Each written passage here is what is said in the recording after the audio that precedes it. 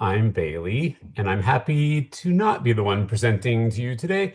Um, we're gonna let Hilary do the heavy lifting, but I will be interrupting her many times to have some discussions about growing in the north.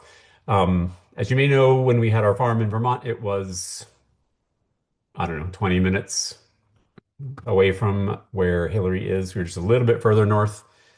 Um, very different soil, different aspects, really some differences even being that close together in relatively the same part of the world. Obviously, we had cold, long winters. We shared that misery together.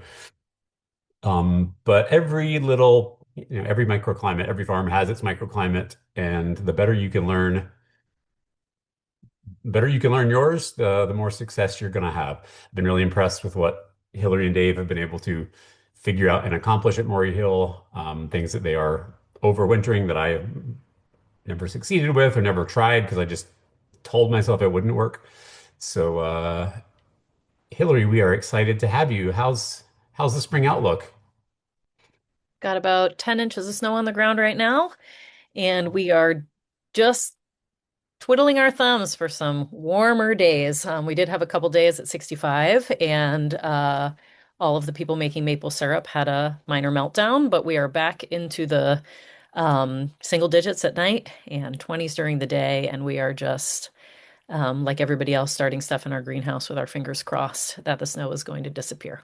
Um, We've had some snow in Madeira lately, and that's fairly common up in the. It goes up to 6,000 feet at the top, so that happens. But we actually had some sleet and hail fall on my orchids and stuff that was a little bit scary. It was only in the 40s, so it wasn't too bad. It melted quickly, but I was actually in the Netherlands when that happened, looking at daffodils and hyacinths and early spring things, and it was warmer in the Netherlands than Madeira. So it's March. I guess this is par for the course, regardless of where you live.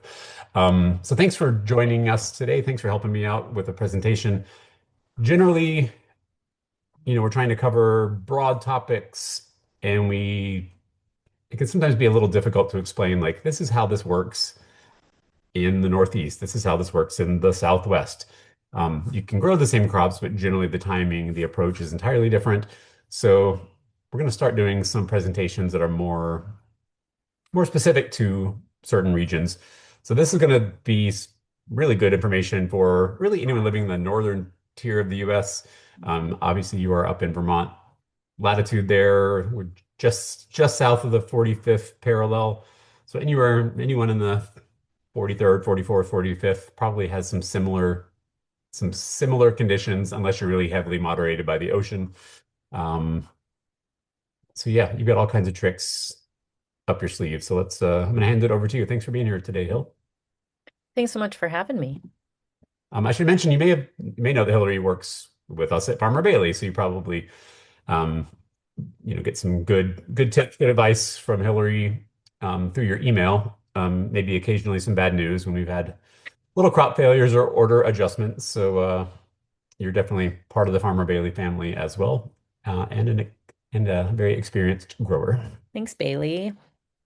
Yeah, thanks for having me. So excited to share. It's actually really, I was just reviewing my slides earlier and I was just so happy to be looking at green things, which of course do exist in our high tunnels right now, but it is a whiteout outside and we are ready, and I'm sure everybody else is. I know that the my friends in Minnesota last week got like 2.5 feet. I mean, March is comes in like a lion and goes out like a lion where we are, it seems.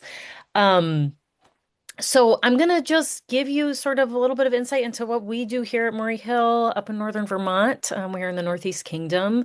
Um, we grow in high tunnels over winter, and we grow plenty of stuff outside. But this really is a focus on covered spaces, and that isn't to say this can't be done on a smaller scale with low tunnels, which I'm sure many of you have already experimented with. Um, Hopefully this works. There we go. So. I won't take too much time with a background about our farm, but I'll give you just a little bit of context. And then we'll sort of discuss season extension, overwintering of crops, how we decide how to rotate, because I think that for us who grow in these really cold places, that rotation is almost as important as figuring out what you're going to overwinter, right? It's really hard to get multiple successions out of a greenhouse when your growing season outside is 90 days, which essentially is what we plan for here. Um, and then, of course, what do we do after these overwintered crops come out and what we've learned over the years? And Bailey, just jump in anytime. I mean, Bailey and Thomas have spent many moments on my farm and me many moments on theirs when they lived in Vermont. And so if I'm missing some details, just hop right in. No, I just want to chime in with that Yeah. succession planning in the north. I think when I joined the ASCFG, I went to my first meeting. There's all this discussion about succession, succession, succession. And I thought, oh, I can easily get, three harvests out of one bed in a year. In reality, one harvest when you only have 90 frost-free days, you're doing pretty well with that. And if you're smart, uh, you could sometimes squeak in that second one, but a third harvest out of the same space is just silly. It's tough. Um, so here we are. This is my little family. Dave, my partner, is the owner, and he's been farming in many different contexts for over 25 years. And that's us and our son Elijah. We have about three full-time crew members, which, if anybody knows what seasonal employment is like in rural spaces, it's a motley crew, and some day laborers, and we just have a really good time. But it is pedal to the metal while the sun is shining. Some pictures from the farm there, which we will dig into a little more later.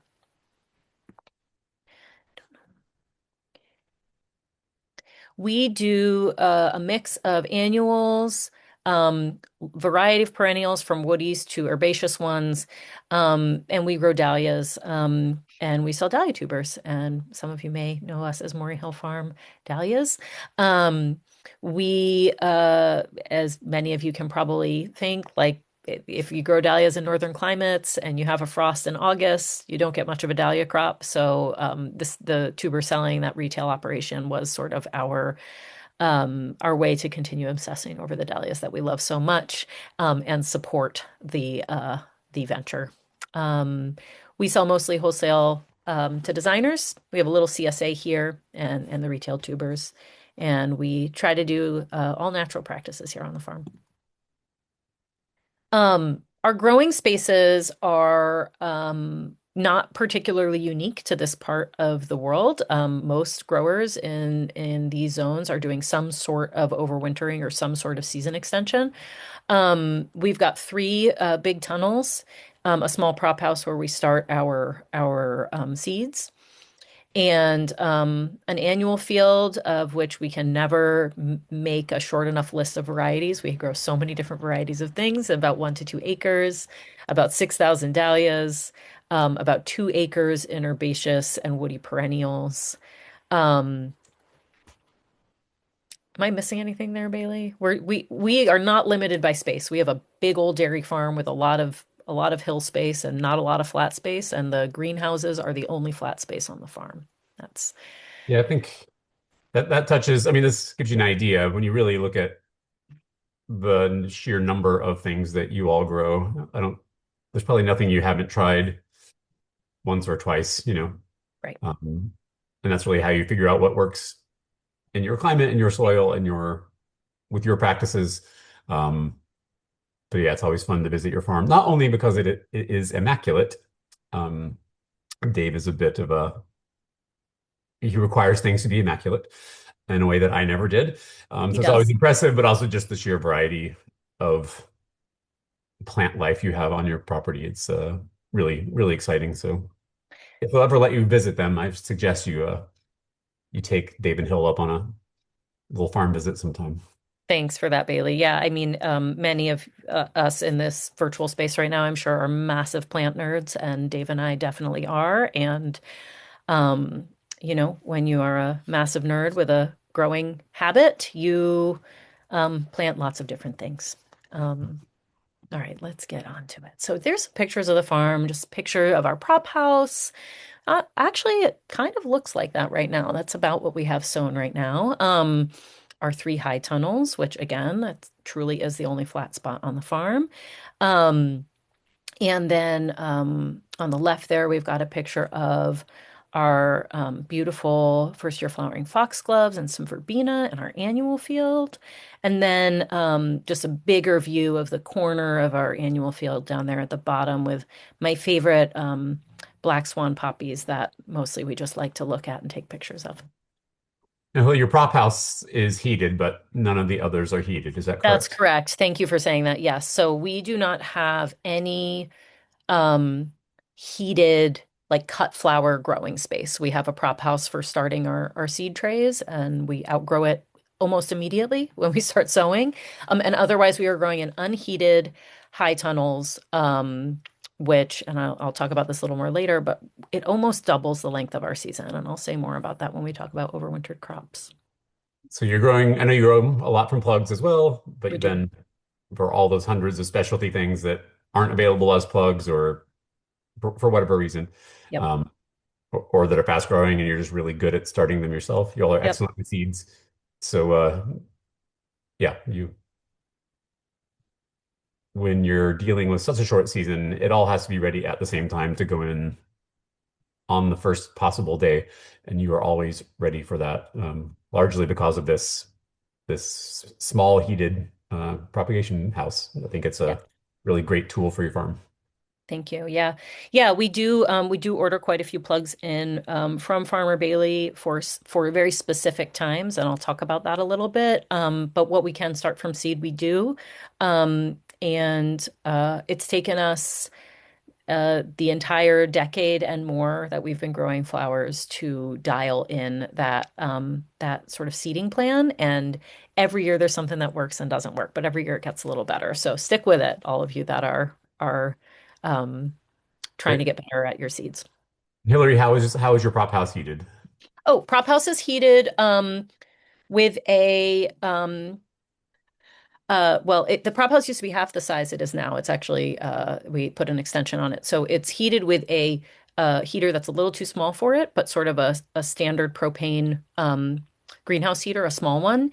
And then when we extended it, we put a little wood stove at the other end of it, opposite end of the heater, to offset some of the propane, which, as we all know, is can be very expensive. And firewood is one thing we have a lot of. So we've also found, I mean, for those of you who have considered a wood stove in your greenhouse, it really does do a number on the humidity in a good way. Sort of the algae issues and the sort of saturated humid air of a prop house. The edge does get taken off by having a wood stove burning in it.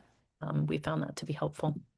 Always great to have a backup plan when Absolutely. you're running a greenhouse in a climate like yours. Absolutely. We've all, well, if you've had a heated greenhouse in a northern climate and it's gone out, you know the sheer the sheer loss you can experience just in a couple hours. So, speaking as one who's probably lost a $20,000 orchid collection when the greenhouse dipped just a degree below freezing. So, yeah, I think it's great to have wood and propane capability in the same space. And then are you using heat mats on there as well?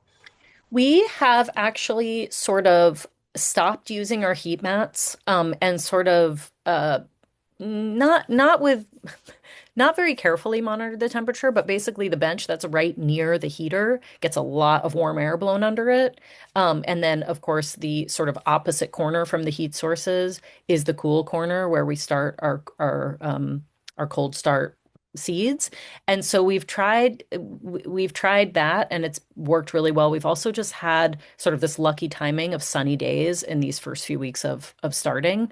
And so we've abandoned the heat mat because, I mean, heat mats are lovely if you have a really, really great regulated one, and occasionally they can overheat because a probe pops out, and that's no fun either. So, I do not disparage heat mats. I think they're a great tool, but definitely do what you need to sort of ensure that they behave. I'll say that. Yeah, There's so all kinds of clever ways to, if you have a heat mat, you put insulation below it, and you can even put insulation on top of it at night. I mean, you really only need to keep your seedling warm. You don't have to heat the entire structure. that's right. So, I know that John and Stacy at Broadturn Farm used to have a really slick system using big sheets of styrofoam or like foam insulation. Yep, And every night they would cover it with that insulation, and it worked for them. So I digress, but you can't really do this without a little heat to get the season started. absolutely. Um, yeah, so the season extension, as I said before, it pretty much doubles the season length. I think we reliably, our last frost is between May 15th and June 1st, which is, I mean, you all commiserate, you know.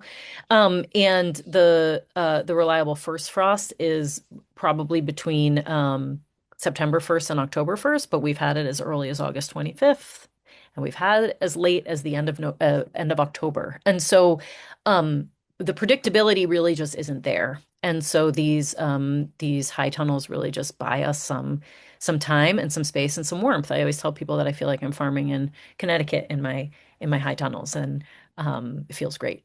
Um, yeah, and the standard sort of pieces of covered spaces, you know, you have much more control of your inputs. I mean, yes, you have to irrigate and vent and all of these things, but it's a whole lot better than -25 outside at night, which is sometimes what we're contending with in the winter.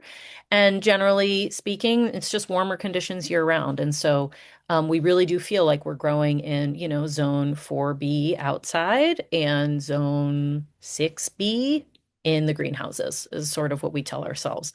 And it's really why we pushed ourselves to try some overwintered crops in the first place, was that Farmer Bailey had plugs available and that we were willing to take a risk in a space we knew would be warmer than what we experience outside. So you've seen the picture of the three high tunnels. We generally on the farm have a rotation of these three high tunnels of fall planted flowers that overwinter for spring blooms, spring planted flowers, and a dahlia house that is in that rotation. As we've been doing this rotation, I think this will be our sixth year doing this sort of three house rotation. And every year we add another bed or two in fall planted flowers because we sort of addicted to that experiment. It's just so fun to see what survives and how resilient these plants are. And also, nothing, and I mean nothing, is as beautiful as a plant that has made it through the winter.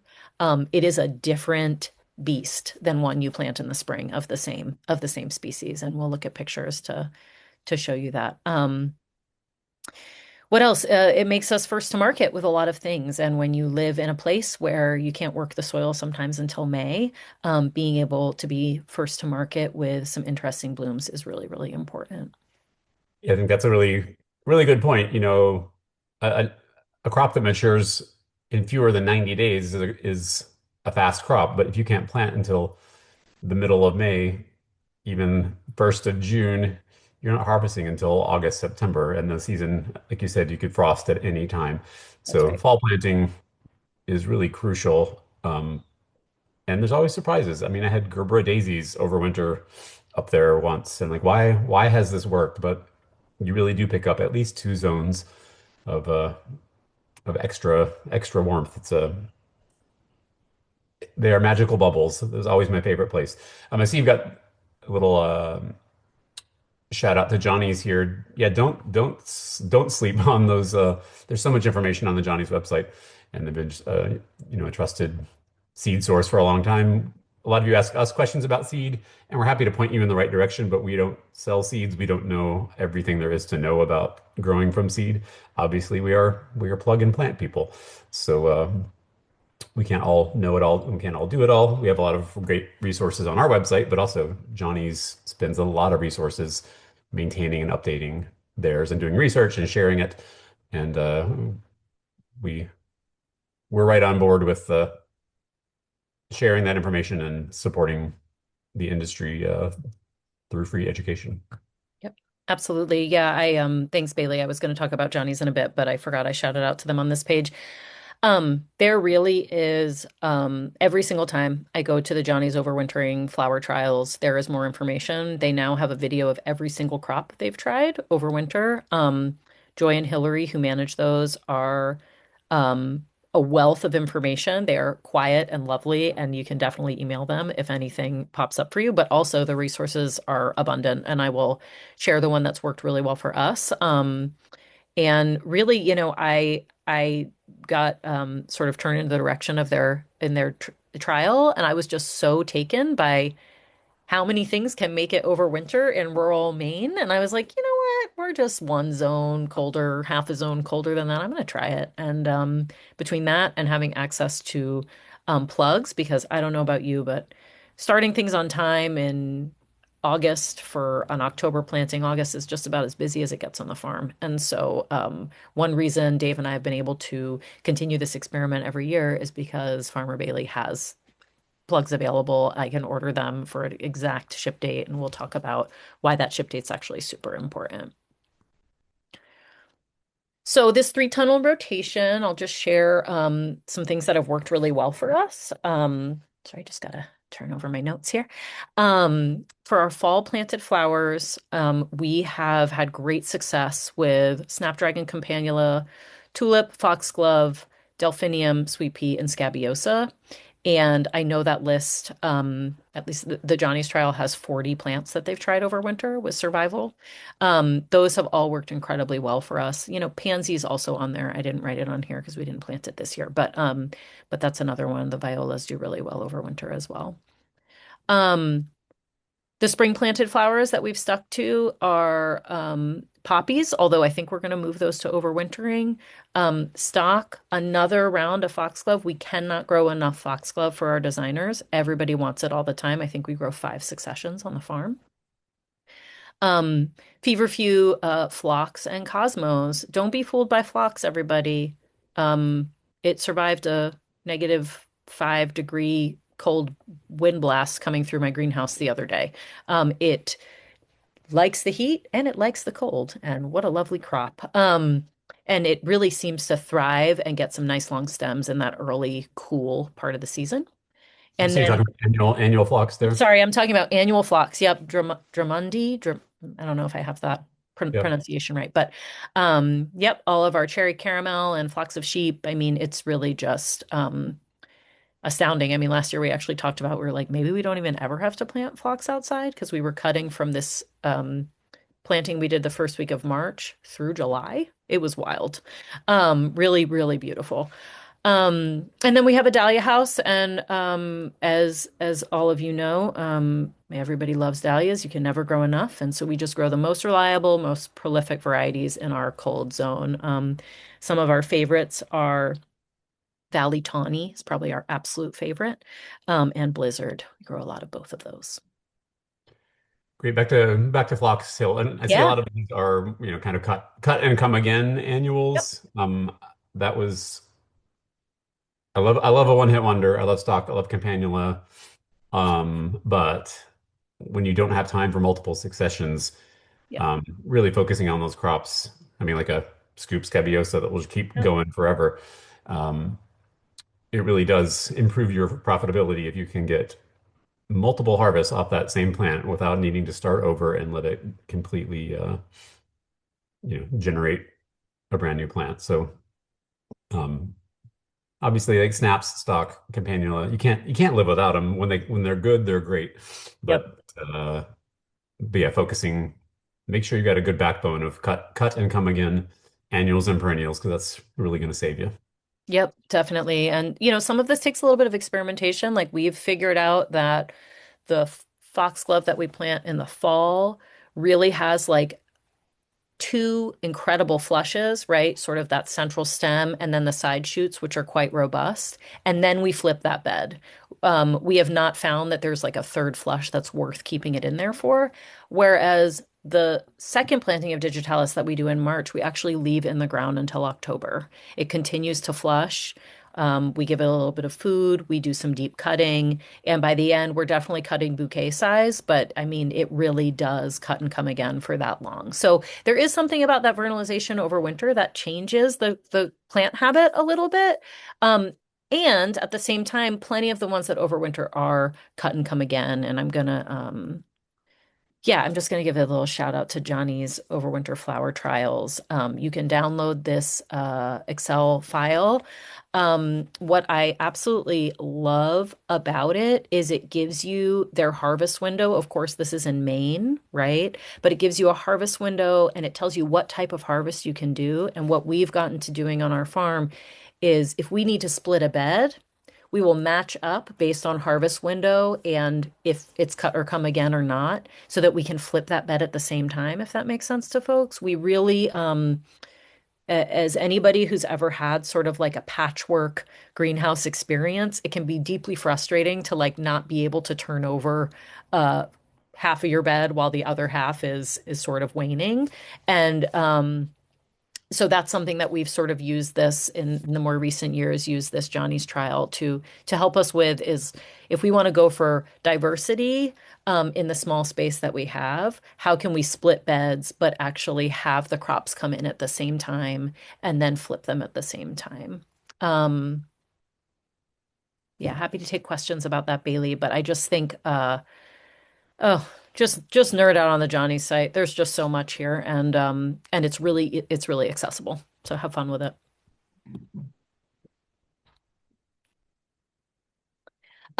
Just sharing this little spreadsheet that we use to track our high tunnel plantings. This could easily be done for beds outside, or if you are one of those lucky growers that has those cool raised beds that also have a little caterpillar on top of it. I always wanted those. Those can act like mini greenhouses too. But we just use this as a mapping tool to make sure that we're rotating our crops, not planting the same thing in the same spot over and over again. And also to think about and document when things are going to be taken out and rotated at a later date in the summer. And so here's an example. We planted greenhouse 3 in the fall, and our greenhouse 2 is going to be dahlias, and our greenhouse 1 we planted in March. And then you can see that if we look at them side by side, sort of from year to year, we can look at the different rotations that we might do. Now, again, because we grow so intensively in these high tunnels, it feels really important to us for pest control, for soil health, to just not grow foxglove in our edge beds every time because it works, right? So we want to just keep track of where things are.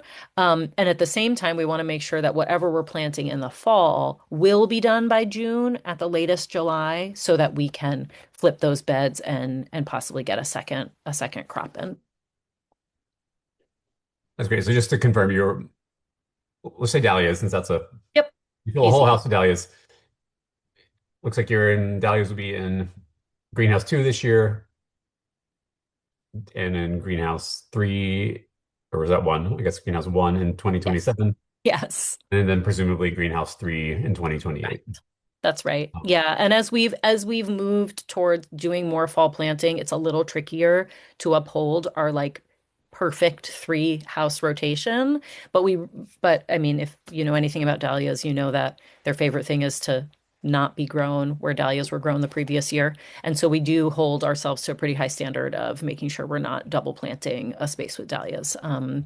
The pests abound, as we know, and there's only so many organza bags one mind can handle. Um, well, so a couple yeah, people ask, you're not overwintering your tubers in the ground. every year we're like, should we just mulch this bed and overwinter these? We are not. We every year we find like 1 or 2 sprouts of a tuber that cracked off when we dug the previous year. And we're like, maybe they could do it. Um, But I am psyched to hear from anybody who has had great success in cold places overwintering dahlias because it's a lot of work digging and dividing. But I'm always curious how not dividing might impact their productivity too. I don't know much about it, but I'd love to hear from folks who do. Yeah, I think clearly for soil health and for disease reasons, you like to rotate Yeah. them from house to house to house. Thus, you would not leave the tubers in place unless you were planning on a permanent dahlia That's cultivation space, which I think might lead to more problems than it solves, but never know. One other thing, Hill, you talked about the edge beds. yep. Edge beds can sometimes frost will creep into those certainly sooner than it gets to the middle beds. So Yep. when you're planning what goes where, I always found that, putting that delphinium or the foxglove or the stuff is tough as nails, on the edge beds is a great way to will free up some space for something that might be a bit more tender towards the middle of the house. No, I never actually put temperature probes in the soil, but I'm assuming it's can be can be at least a couple few degrees warmer in the middle, and sometimes that makes all the difference in the world. We have a bed right now of overwintered Nigella and Orlea on an edge bed, and it's amazing. There's 4 rows per bed, and the row closest to the actual you know, wind and opening and edge is definitely knocked back. It's great because they have nice low basal growth right now, but you can see the outer leaves are like totally funky and probably not going to make it. But if you peek at the crown, they do look okay. So definitely go for like a lower growing something in those edge beds. And yeah, something that's tough as nails. Another great one is Scabiosa fama, the perennial one. I think that's hardy to zone too. That can do an edge bed, no problem. Great, thank you. Yeah. Um, just a quick glimpse of our seating plan and calculator. This is actually another thing that Johnny's has. They have a seating calculator you can download that helps you sort of um, count back from when you would like a crop to be ready. And for us, we very often use it for when we are trying to find transplants that can go in June and July. When are we seeding those to make sure that they're ready at exactly the right time? It's not an exact science. It takes some experimentation. Sometimes we're actually seeding them twice. We'll just seed a couple rounds to make sure, like, oh, if that foxglove bed gets turned over the first week of June, we have something. And if it gets turned over the third week of June, we have something. And that is a really useful way to do that is just actually do some calculation. So we use one of these and you can find that on Johnny's too and amend it to your liking. Now I'm just going to show you some pictures of the farm in action. I think that a lot of people wonder about watering overwintered crops, wonder about planting time. And what we have found, and we've learned this from the overwinter trials at Johnny's, is you plant your plants wherever you are approximately 1 month, or rather not so approximately 1 month to 4 weeks before you hit a 10-hour day length. So that's called the Persephone period. Persephone period refers to 10 hours or less of light a day. And if I'm calculating correctly, I think it's like November through the end of January for us, something like that. Is that right, Bailey? Up here in northern Vermont? Yeah, I know week 10 is generally when you're out of it up in at Yep. that altitude, Yep. which is just Yep. shy of the 45th parallel. It's Yep. a 100% linked to your latitude. Yep. So you can Totally. figure this out. Well, Google will tell you this right now. Like go right now and figure out what your latitude is and figure out when your day length drops below 10 hours and when it comes back. Um, Interestingly, where we live now in Madeira, little island in the ocean, we're in the 33rd parallel south. That's the same as Atlanta and the same as San Diego. Cool. I think like south of Atlanta, it starts to get pretty green all year round. You're going into Florida because we always have more than 10 hours of light, and we never drop below that. And then also the light intensity will support plant growth. Below 10 hours and above that 33rd parallel, there are periods of the year where you don't have enough light intensities to support growth, and you don't have enough just hours of light in the day to tell a plant to keep going. There's a That's few plants, anemones are one that come to mind that can thrive if they're warm enough with that low light and those short days. But Yeah, the Persephone period, I only heard about it a few years ago, but it's just really about that 10-hour marker. And it really does make a lot of sense or a lot of difference. The minute you hit 10 hours and start going above it, you will see your plants growing. You're also getting your snow is melting, the spring is around the corner, and that doesn't change year to year to year. Unlike the weather, that will never change um, unless the Earth tilts on its axis, which we'll know if that happens. I don't think it's a shouldn't worry about that yet. So, yeah, so the Persephone period for us, the Persephone period begins the first week of November. So we plant our plants the first week of October, Great. every year. And what we have found, and what the last time I went to a talk with the folks at Johnny's, I requested that they share any plants that they've put in after that correct time that have thrived. We've planted pansies really late. They seem to not really care. We've also planted sweet peas in November. They didn't bloom as soon as the ones we planted in October, but they did bloom the following spring. So I do feel like there are certain plants that really, really, really need to get in that first week of October. And if you can flip your beds, great. And if you can't, try pansies or sweet peas, or just try it anyway.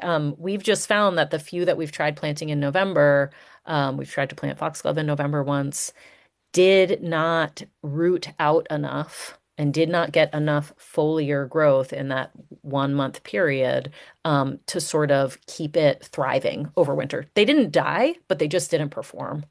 Um, and so this is a really interesting, very, very nerdy realm to be exploring. But once you're in that Persephone period calculation, you'll just love it.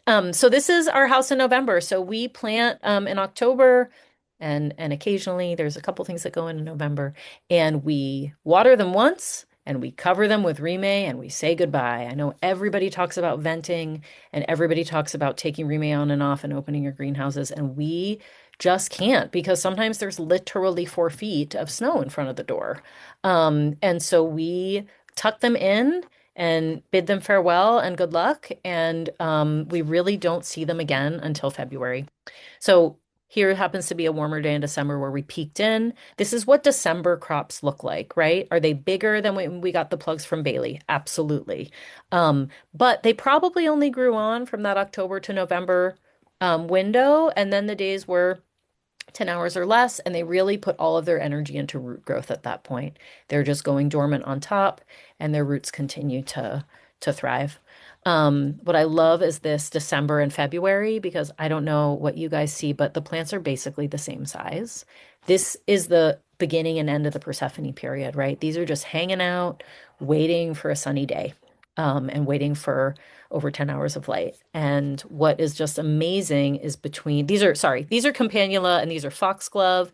And on the previous slide, we also had campanula and foxglove.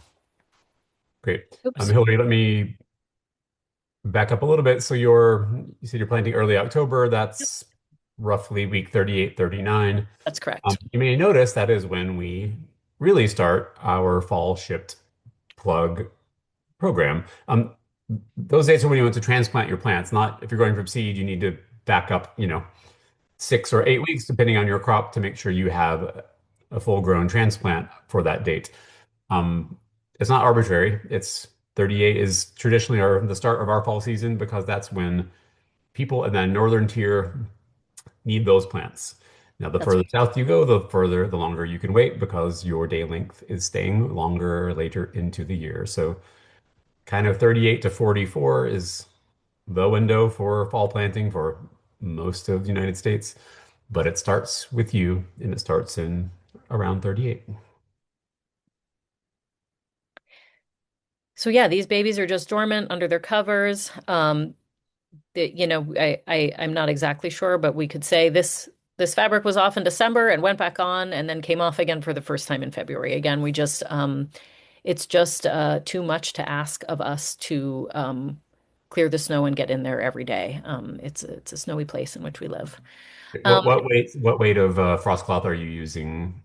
we have ag we had Ag 20 forever and we would double it up, but this is Ag 50. Ag 50. Okay. Yep. And you're Yep. just But leaving it on. You're not on and off. It just doesn't leaving rule, it on. doesn't run your life. You're just It doesn't run my life. And do we lose a few plants here and there? Sure. I'd say we probably have five missing campanula plants in a bed of 650 plants right now. Um, Trust me, when that campanula fills out, you won't remember those five missing plants. Um, and have we dealt with some disease? Absolutely. I think we've found sort of those um, gray circular patches and dug out a few plants around. But again, the fall planted plants become so robust. You would never even know that that had happened. okay.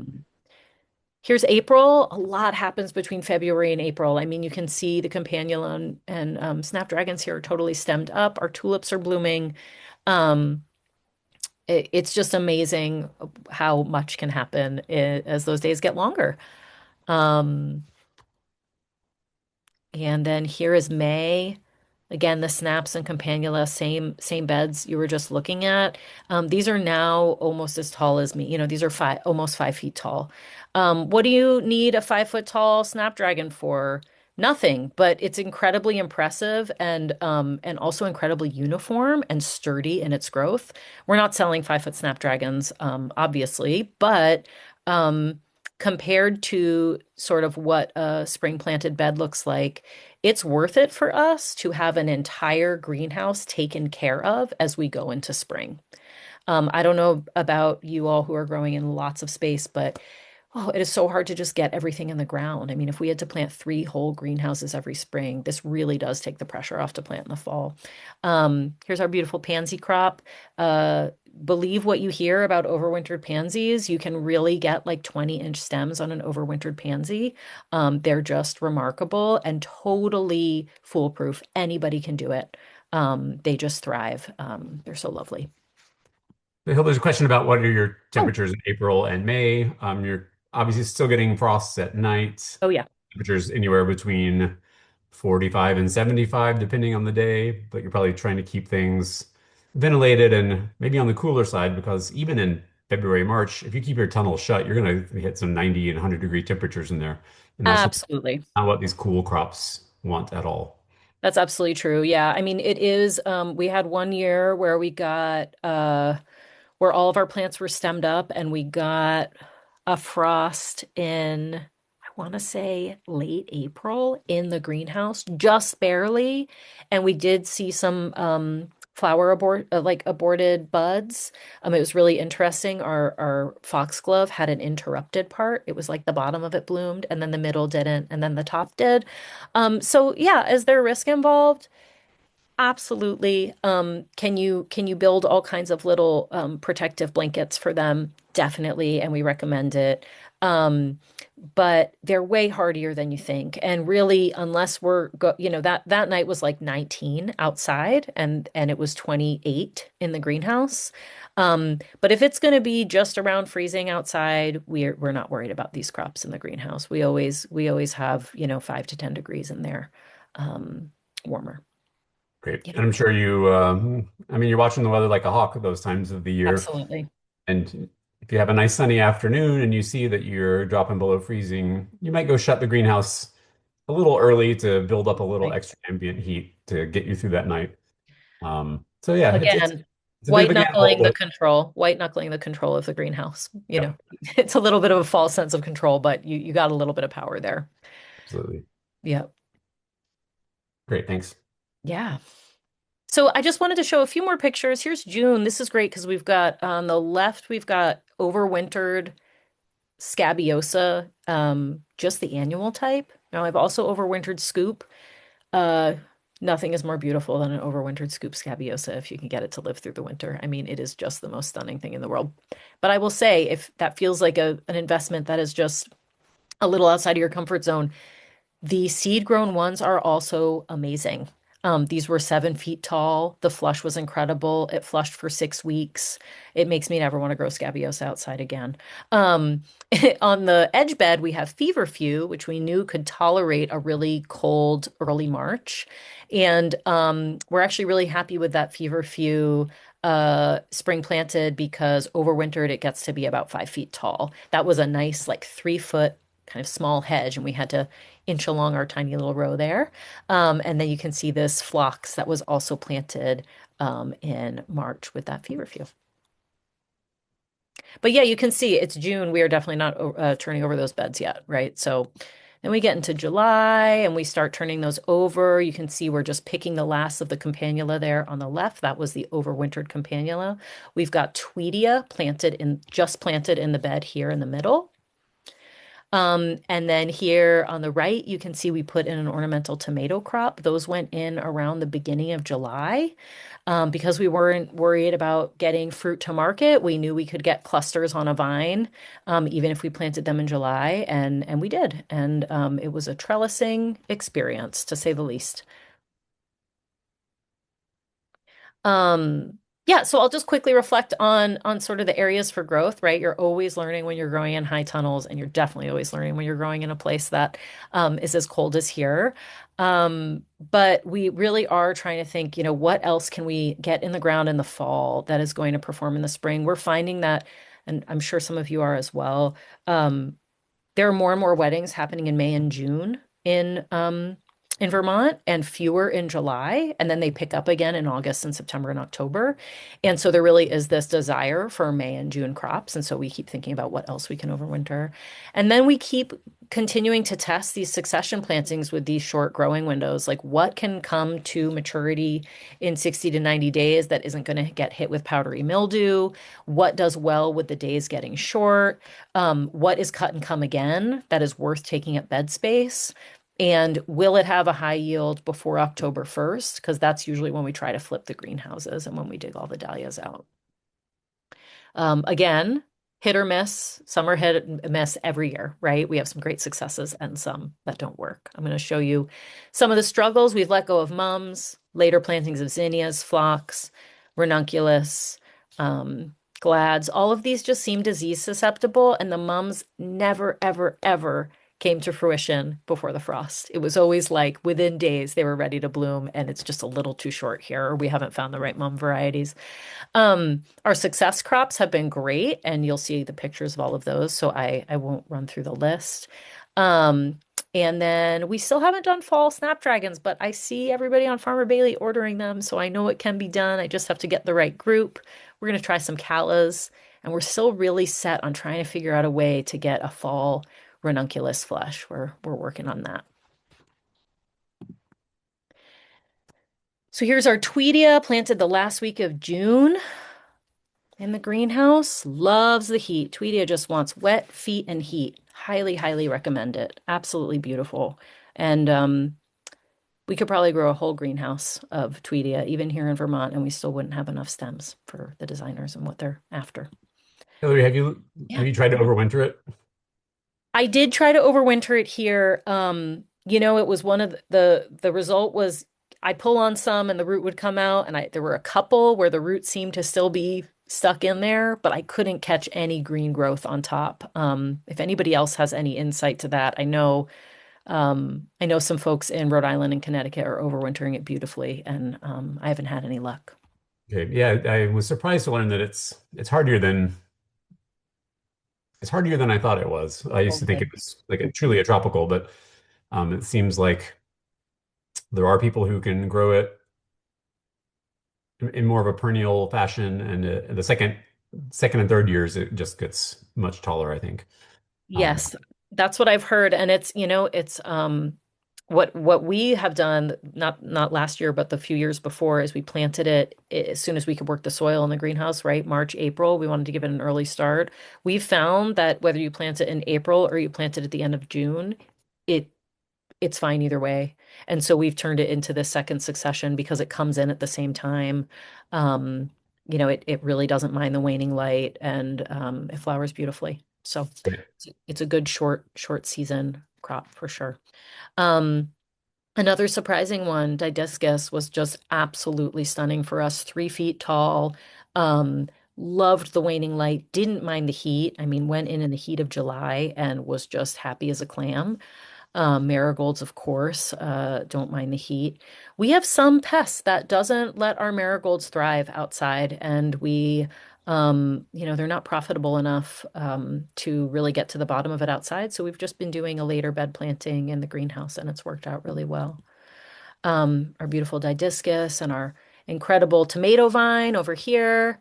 Um, some Lysianthus that went in June. Gosh, everybody, there's something to explore with late plantings of Lysianthus. We thought these were goners, and Bobby told me to try them out anyway, and they went from being totally chlorotic and yellow and lanky and totally root bound to bouncing back into this beautiful bed of Lysianthus. So incredibly resilient plants. Try a later planting. Um, I think even I remember Steve and Mandy at Three Porch Farm. Something happened. I don't know. And the only Lysianthus we could get them was week 23. And for whatever reason, the things I can't remember, like people's names and birthdays, but for some reason I remember that Steve and Mandy 9 years ago planted their Lysianthus in week 23. And they still had this beautiful, 3, 4 foot Lysianthus, and they are way down in Georgia. So I think yeah, I think there's something to be said for trying that late harvest. Now the risk is you might rosette, but the newer varieties, they're really breeding against the tendency to rosette. It is that heat stress that will cause that. So if you try that late planting, keep them really well irrigated. Maybe try to give them a little bit of shade if if at your location you're getting 90s and hundreds. But even when I was in Japan in July, they were still transplanting Lysianthus, and it was 95 degrees out. I mean, it was hot and steamy. So, yeah, I can't promise it's going to work, but when it works, it can be really good. And then you get that Lysianthus for September, October, when at least in Vermont, that's when all the weddings are. Um, you're not getting this midsummer flush of Lizzie when you don't really need it. Yeah, and for those of you who have ever tried for a second flush of Lysianthus, I tried that for 5 years. I planted them in late March, early April, cut them really hard, almost got a second flush, but the reality is our season just isn't quite long enough, or maybe I didn't try the right varieties. Highly recommend trying a later planting because honestly, in June, some of those nights are still cool enough. You can open up the greenhouse and get them that cool treatment that they want. Sapoglossus, which is a classic oldie but a goodie. Bailey doesn't love it because it's sticky, I but like looking at yes, but yes, you can look at it in your garden if nothing else. Actually, an incredibly long-lasting cut flower, one of those things that looks delicate but just isn't. Um, our selection of currant and spoon tomatoes and all of the pretties last year, man, tomatoes were popular. And our hope is that people, use more fruit in their arrangements. They're so fun. And this is what the farm looks like today. So we're just hoping for some sun and some warm days. And as all of us know in these northern latitudes, that comes in so fast. I said to my partner the other day, it just seems like we're having a really late spring. And he's like, we say it every year. Every year it looks like this in March, and every April I'm tilling the field. So thanks so much for listening. Can't wait to hear your questions. And Bailey, thanks for having me talk about it. Yeah, I think so. That was a really great overview of how you do it and how it can be done. I've got a pile of questions here. Great. There was a little bit of discussion in the chat about the size of your greenhouses and the width of a greenhouse. I think maybe part of your success is those Harnois greenhouses are really quite tall, and you've got a lot of air volume in there. The bigger the volume of your greenhouse is, the more slowly it warms up, but then also the more slowly it cools down. So it will retain extra heat. I was just in the Netherlands. In the Netherlands, all the greenhouses are, I don't know, 20, 30 feet tall because it's all about that air volume that levels out these peaks and valleys and makes it a more moderated climate. So, I mean, obviously, if you're building a greenhouse, always make it bigger, but consider making it taller because the air volume does really matter. We love the Harnois company's greenhouses. I mean, of course, with tariffs and the cost of steel, all of that is very, very expensive compared to when we put ours up, but we opted for a wood-free design because the weather rots the wood over time. And we have a double wall with a with an inflation fan. You may have noticed, this is maybe for the more experienced growers, but you may have noticed that like the top looks inflated, and that's because it is, and that does really change the way that air holds warmth inside of that greenhouse. So if you are considering a greenhouse or you are considering single versus double wall, I will sing the praises of a double wall greenhouse for cold climate growing over and over again. Definitely worth the investment. Absolutely. Oh, I I never, should also say those are all NRCS greenhouses. Those are all funded through a grant, and anybody has access to looking into that program, great. which is still happening. Yeah, I never collapsed a double wall greenhouse, and I collapsed a couple single wall greenhouses. So, Yes. they roll up sides. Someone was asking about, when those sunny days in winter, when you can't get to the sides, are you just opening up the ends and hoping for the best? We if yeah, if there's not 4 feet of snow in front of the door, we're opening up the ends. And if there is 4 feet of snow, we are drinking our tea and crossing our fingers for those babies to pull through. But yeah, we will open this. We haven't opened the sides actually yet because we're snowed in, but we have opened the doors at this point to get airflow. And we also have they called half fans, Bailey. Is that what those are called? Like the circulation fan? Horizontal airflow Yes. fans. So Yes. we will flip those on to just pull some cold air in on those, extra sunny days where all the sun is reflecting off the snow. Yep. Yeah, it's worth thinking about because there were Yep. times where we had that exact same scenario. You can't get the sides up because there's just too much snow and ice. And even opening the door is such a chore to, you might have a big sheet of ice that's frozen everything shut. Like Dutch doors, a half door could be a really great idea just to get some cool air in there on those sunny days in March, April. Certainly fans, maybe you don't heat your house, but you have actual thermostatically controlled fans. Might be, if you have the luxury of electricity, four of our tunnels back in Vermont were too far from anything to have electricity, so that we didn't really grow in them in the winter at all. But electricity is good stuff. Yep. A lot of questions about voles and critters. Do you have them?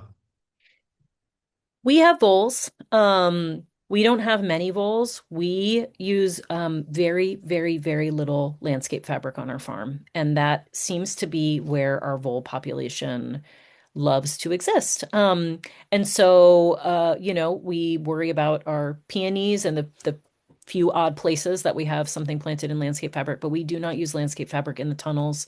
Um, Really, I mean, for environmentalist purposes, but also because of the harboring of the voles. I will say though, we are not a cat family, but some people have really great luck with cats who love to be in their warm little greenhouses chasing voles, and even sometimes little dogs. But we set a few traps a year, and cross our fingers that they don't demolish our tulip crop.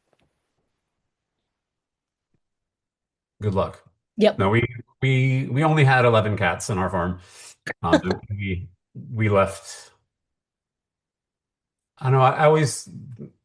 They always figured out how to get in regardless, but they always made it so that they could. I don't think we had an actual cat door. Anyway, we didn't have many vole problems in the winter because they like getting out of the snow. Um, they like digging in the soil, and you know what they do then. But that's fine if they're eating the voles along the way. Um, I'm a big fan of greenhouse cats. Bailey, can I just add one thing? The landscape fabric just reminded me there is so little weed pressure in overwintered crops, and that deserves a soapbox because if you put them in the ground in October, November, just like the plants that you're putting in are not going to grow much before they go dormant, neither are the weed seeds. The weed seeds need warmth to germinate, etc. We cultivate, as in weed with some tools and sometimes with our hands. We weed our overwintered crop one time, and it's very, very sparse weeding. We're pulling out here and there. And I say that because I don't know about you all, but I've lost crops to weeds before, and you will never have that experience in an overwintered crop because it's just not the time for weeds. And by the time the chickweed gets going in the spring, generally the good plants That's right. are able to outcompete it, and it's kind of a wispy thing anyway. Um, Great. Well, you don't have weeds on your farm anyway, so because you have a Dave. Because I have a Dave, it's true. Dave's out there at 4 in the morning with a headlamp, weeding probably starting next week. Yes, exactly. All right, I've got a lot of questions. I don't think we have time for all of them, but I'm going to skim through here and just see if there's some good topics of discussion. Great. Um, I just see a little bit of discussion about mums. Mums need a warm finish to their life. I know they won't flower until you get those short days, but they need a warm finish, and they were always tricky for me as well.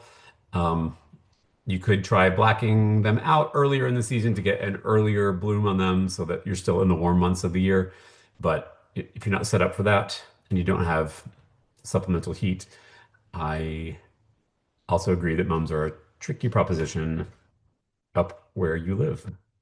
Understory Farm does a great job with their mums here in Vermont, and they use supplemental heat, and they are also in a warmer zone than we are.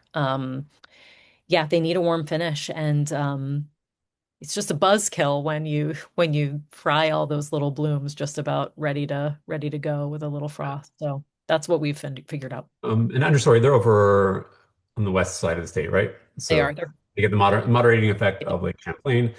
Once again, if you live near a big lake, or it's just that the special conditions that those kind of microclimates can offer, they might really afford you a really great opportunity to be the one person in your region that can do Yep. something like that. Really. Yeah, that, it can be shockingly different, 10, 15, sometimes 20 degrees difference in those fall months. Pardon me while I scroll through these. We've gotten to a lot of these questions already. Someone's asking about question or getting blooms in February. Let's say February through May. That's a big time of year. Um, your February and your May are very different seasons. I'm just They going to are. answer for you. If you Yes. don't have some supplemental heat, you're not going to have flowers. Tulips is all we ever have for Mother's Day. It's the only reason we plant tulips. We plant one bed to make moms happy. Um, we have cut pansies for Mother's Day, but they're still pretty short.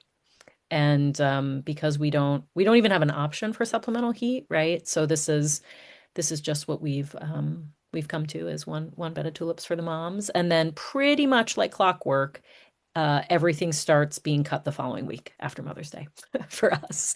First foxglove, decent pansy harvests. Yeah, and really the like the abundance starts the last week of May. Great. Same. We always grew. We did markets. The first market was always right around Mother's Day. That was the only way. Tulips were the only way we could have anything for Mother's Day. With a bit of heat, minimal heat can make a huge difference. There are some things like anemones, to some extent ranunculus, but anemones are better winter flowers than ranunculus are. Um, but then again, you're talking about, in most cases, some kind of petroleum-based fuel. You're talking about, um, well, just the risk of running a heater that goes out. The cost of the heaters, it opens up a whole new world. Obviously, forcing tulips becoming more and more popular. Um, Spoiler alert, we will probably be starting to sell tulips here very soon. I've just been to the Netherlands on a tulip mission. I've got some Dutch tulips over my shoulder here. Um, they are one thing that you can reliably produce in the winter, but you do need consistent, steady heat. Luckily, they're low input, low heat crops. Um, yeah, trying to grow something like the Lisianthus for February would just be a wild proposition, but you just keep it a bit above freezing. There are some things, but you can't. It's too cold.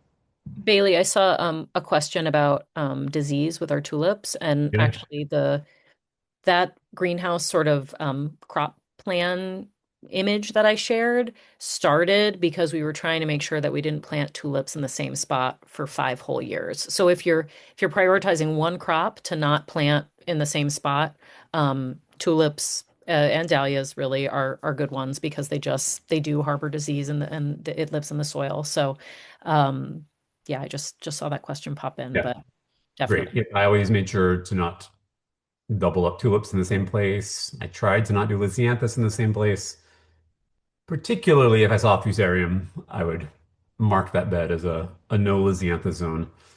But yeah, I think your approach of really not doubling up crops, but every third year with your rotation plan, I think that's really smart from a disease control standpoint. Um,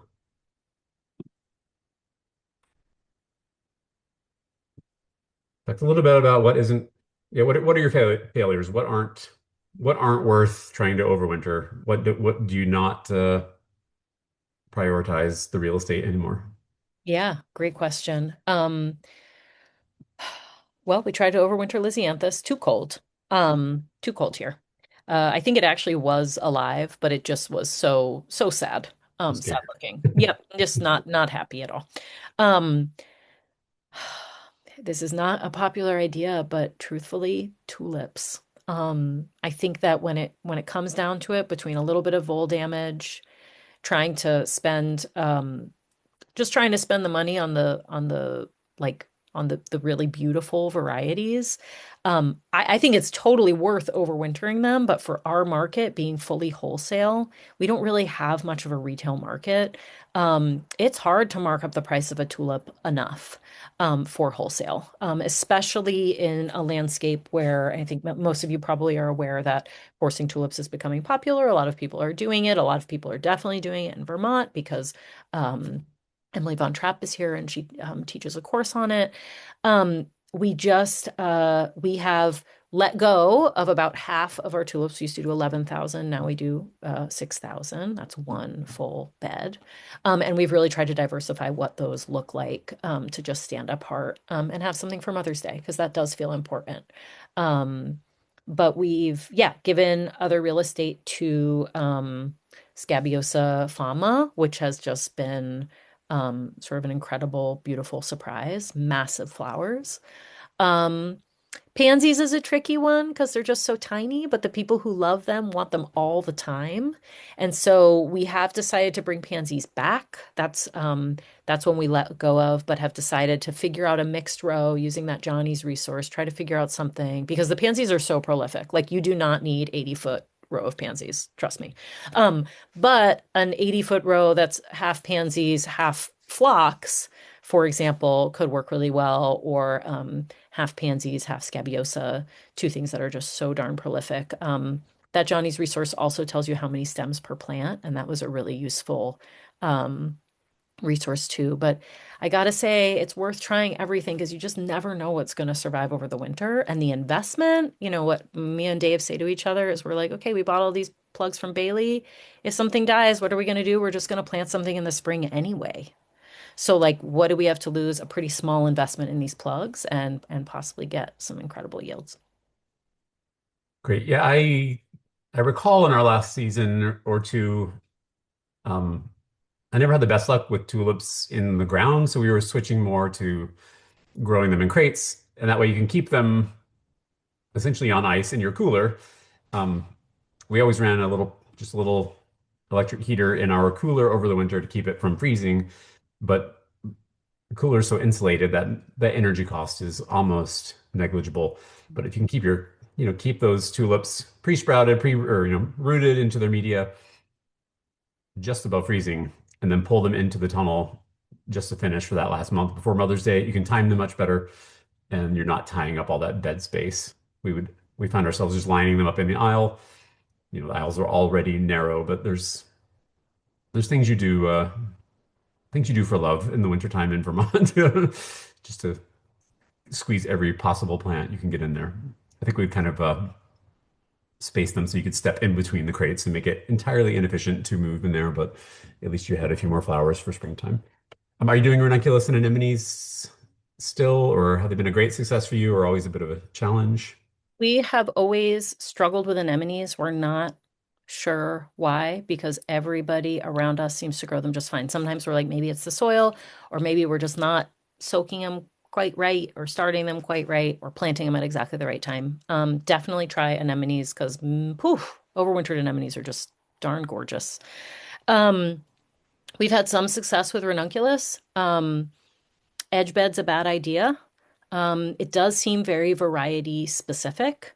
Um, I think that what I can say about ranunculus is that they can tolerate much colder temperatures than anybody is willing to give them credit for. And with some experimentation and a little bit of investment, I think it's totally worth trying to overwinter them. Edge bed's tricky, it's really wet. They don't particularly love totally wet feet, and it's colder, but an interior bed. What do you have to lose? A small handful of corms. Definitely try it. Great. Yeah, the harvest window is shorter up there. Long days trigger ranunculus to stop flowering, but you don't have the temperature to make them flower until you're already into long days. So it's a short window, um, but worth it. I mean, ranunculus are always a favorite. How do you not love ranunculus? Bailey, I'm just going to quickly answer. I see a couple questions popped Great. in about Please, please. yeah, dahlia planting. Um, it's different every year, but the soil has to be 50 degrees. And if you button up your greenhouse, that can happen really, really early. That said, I'm not sure there's a massive difference between the years we've planted them the first week of April and the last week of April in terms of when they come into bloom. I think that dahlias wake up when they want to wake up and they know when that is. And even when we really try to push it, I mean, because we're planting tubers, I'm sorry, it might actually be different with cuttings or like a small plant. But for us, it's somewhere between the beginning and the end of April, but they always seem to come in at the same time. So I really do think once your soil is 50 degrees, you can just go for it. Great. Yeah, soil temperature dictates so much. Um, I'm a, I'm a big fan of paying attention to that. Um, Bailey, I'll also add because I think I meant to say this during my talk, but I didn't.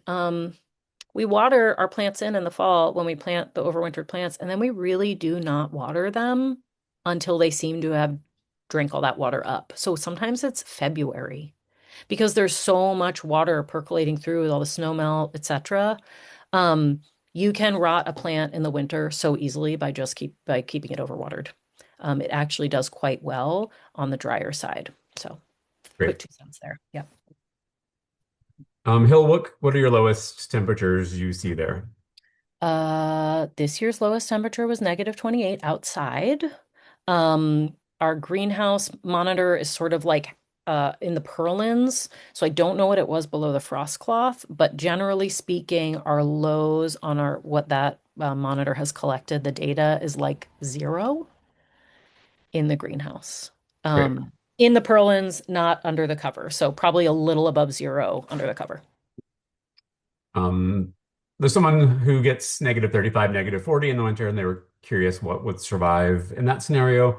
It's going to depend on the size of your tunnel, how, edge bed versus center. Yep. Um, I mean, I saw -35 and -40 Mhm. when I lived in that part of Vermont. It's not as common as it used to be.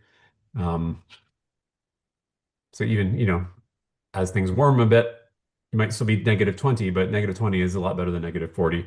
You're not making up such a differential in temperature. Um, yeah, it's never guaranteed it's going to all work out, but I mean, one advantage to the greenhouses is when they're all sealed up with snow around the edge, they're actually quite cozy in yeah, there. Snow is an incredible insulator.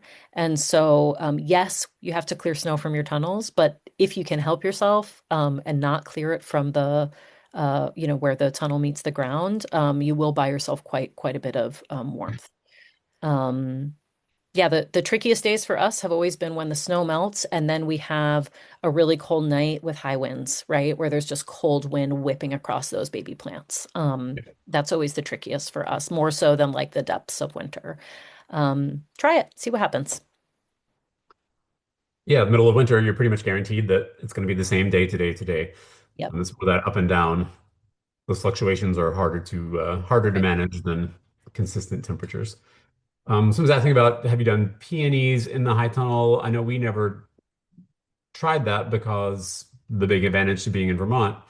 Well, when I moved there, I saw Sarah Bernhardt was blooming on the 4th of July. I was like, oh, this is like the Alaska schedule. That's right. Which is also when I started doing some Google researching and found out that most of Alaska is warmer than where we were in Vermont. Right. I was like, what have we done? Why have we moved here? Um, but an early peony isn't really an advantage in a place like Vermont because you're getting all the peonies from further south coming up. Late peonies are a great advantage because, well, you've got them when no one else does. There's no reason you can't plant peonies in a high tunnel. You will get them 3, 4, or 5 weeks earlier. And by if you have multiple tunnels, maybe with a bed of peonies in each one, you could control when those bloom just by when you close that greenhouse down and let it warm up. So it's not a bad idea if you've got the market for it, but they're expensive. They take a long time, a lot of real estate, and then you got to leave them in there. I always love the idea of a movable tunnel. In reality, we had even less flat ground than you have, and you really need a long straight run of Mm. flat level ground to consider one of these greenhouses on rails or wheels situations. Bailey, it's an interesting question though, because I've talked to a couple growers who don't have a double wall greenhouse who really wrestle with the survival on their edge beds. And I think if you don't have a massive tunnel, like sorry, like not a lot of beds on the interior, it is a tricky question to like figure out what can I put in this edge bed where the survival is going to be worth it for me to keep planting in the fall. And I do think I was talking to another grower the other day. I'm like, I don't know, early hellebores. Like, what could you do along an edge bed that is just so darn hardy, that you can just leave there, that just continues to thrive. And it's something I haven't thought much about, but I am kind of curious about that idea. Again, we don't wrestle so much with loss, but I think for folks with who are wrestling with that, it does it's worth thinking about for sure.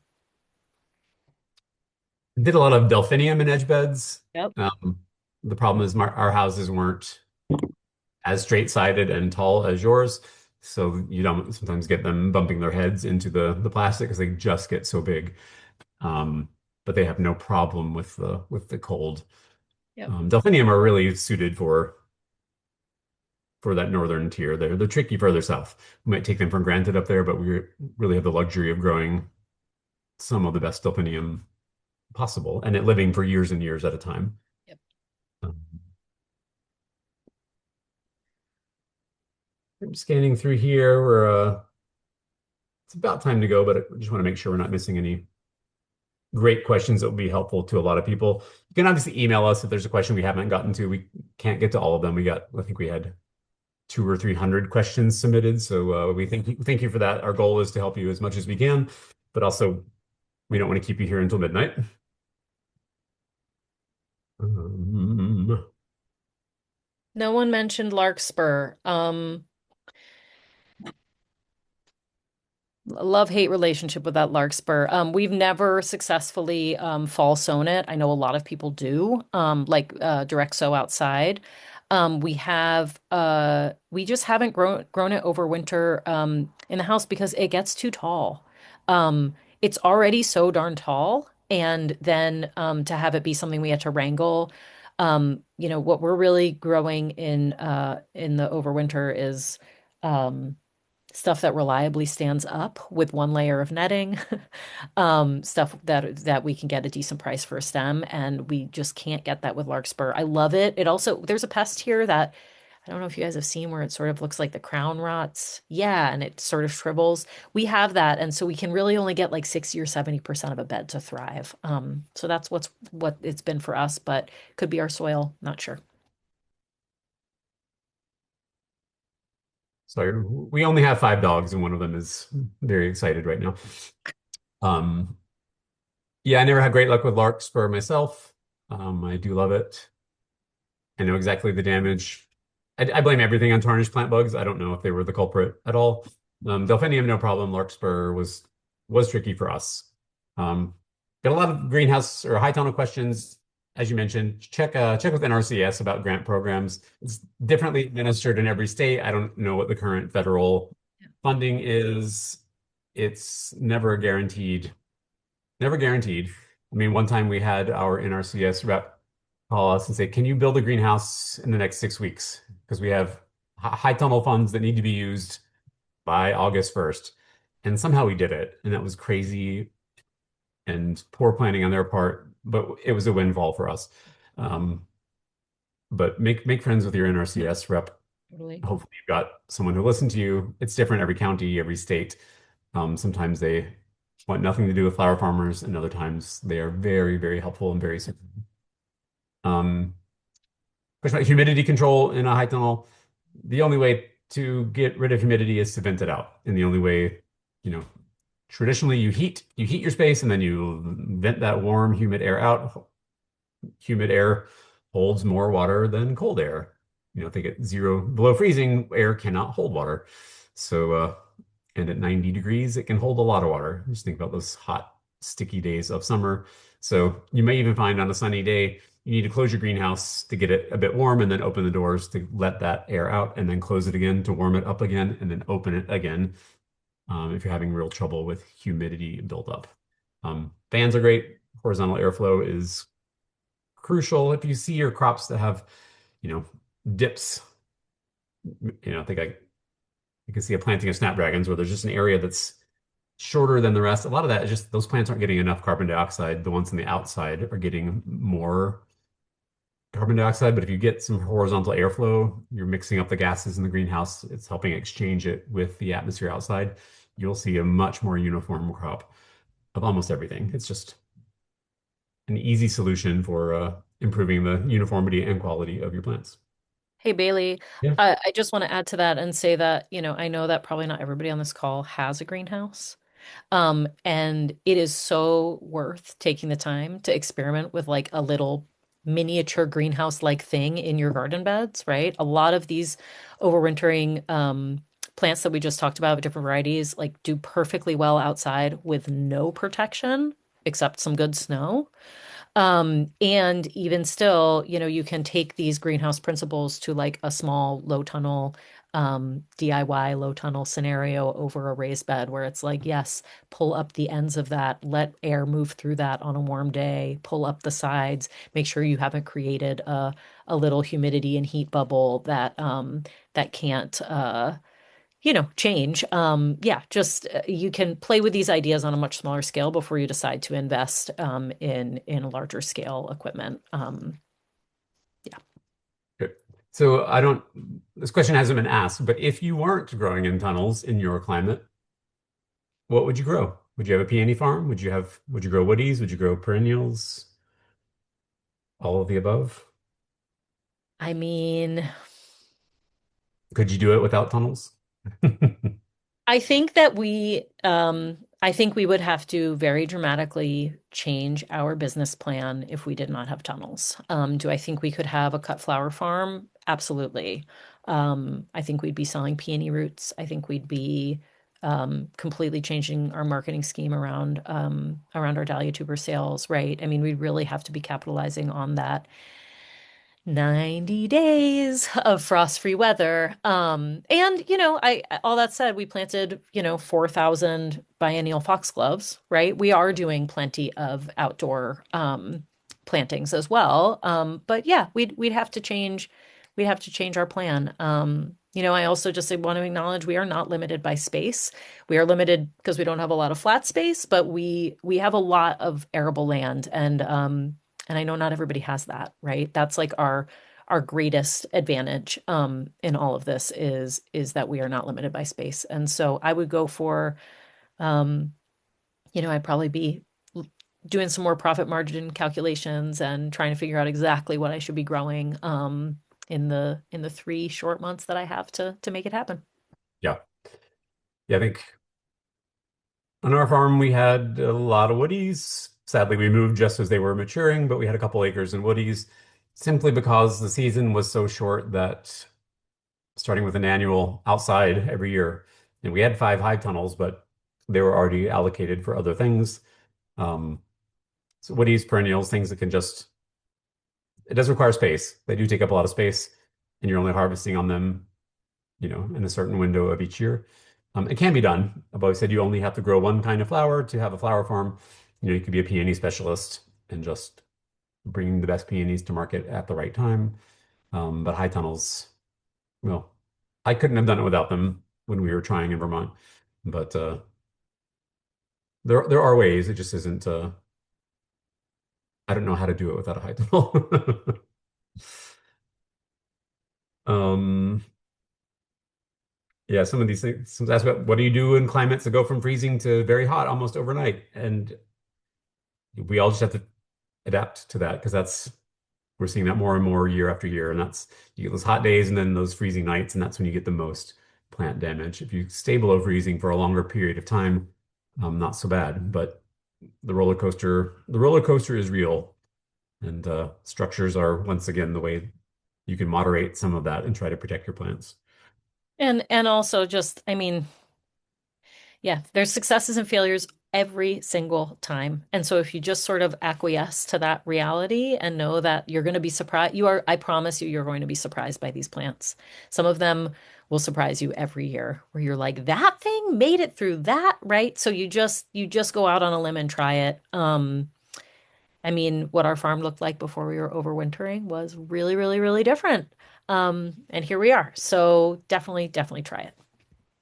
Are you bringing in compost? I never found the window of time when I could cover crop in a high tunnel. The space was just so valuable. I couldn't give it up for a season. Um, and thus we were hauling in a lot of compost. So, so tough. So we live close to Vermont compost. I'm sure many of you know Vermont compost. We get finished compost, seed-free compost from Vermont compost to amend our beds. We've been doing that for about 5 years. Um, no breaks, but very, very frequent soil tests. And at this point, we are at about 8% organic matter. And so now we're going to start sort of dialing in micronutrients and not adding as much compost. Greenhouses are weird. They don't get rain. And I know that sounds silly, but like unless you are timing the recovering of your greenhouse, with new plastic perfectly and get a beautiful rainstorm, it's really different than soil outside. And so we use Logan Labs for soil tests because it's pretty inexpensive. Most extension university extension services have a soil lab. Use them. Soil people know what they're talking about, and you should ask them their advice. But definitely, definitely worth the 1 to 2 times a year of soil test in something that's getting such. Yeah, the soil's just getting worked so hard. We do not cover crop in ours either. Um, yeah, thanks for the reminder about soil testing. It can't be overstated the importance. We often get people emailing us. They go, "What kind of fertilizer should I use?" And I don't know. What's your soil like? What's your organic matter? How much nitrogen do you have now? You don't need to add more if you've got enough, but you do need to add it if you don't have it. Well, and And Bailey, you and I had opposite soils, right? I have like this sandy, well-drained loam. Bailey had this like incredibly fertile, rich clay that held onto water. I mean, it's just so different. And yeah, those soil people are your people. yep. I think that's a good place to leave it. Like I said, we could go for 3 more hours, but you've given us a really great crash course in growing in the Arctic. It can be done. You're doing it. It can be done. Um, and even though I've gotten weak and had to move to a mild climate, a Goldilocks climate, I spent most of my years with long cold winters. So I'll always have that cold, frozen heart of a northern Yankee. Spring is coming, Hilary. Hang in there. Thanks. It can change in a day. So Yes, it hopefully, can. hopefully you thaw out soon, and we Great. look forward to seeing all of your beautiful flowers of 2026. Thanks, everybody. All right, everyone. Thank you so much. We appreciate you coming. We appreciate your questions. If we can help you more, info@farmerbailey.com. Just send us an email. We are standing by. I hope your seasons are going well. I hope your climate is a little more forgiving than Hillary's right now. And we'll see you all soon. Thank you.